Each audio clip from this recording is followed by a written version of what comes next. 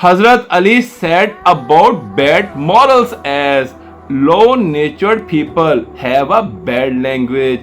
According to Surah Luqman, ayat number 19, Waqtuz min sautika, and lower thy voice.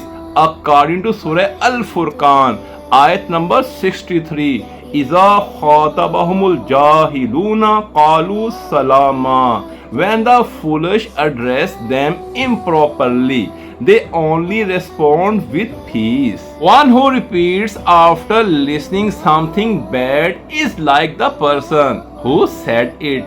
The human organs will receive reward and punishment through his tongue. Avoid unnecessary discussion because it exposes the hidden faults of a person and loses respect. A person who is deprived of the gentleness is deprived of all kinds of goodness.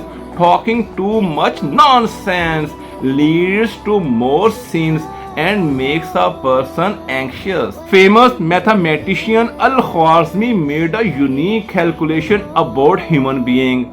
He said, who has morals will be given 1 mark only.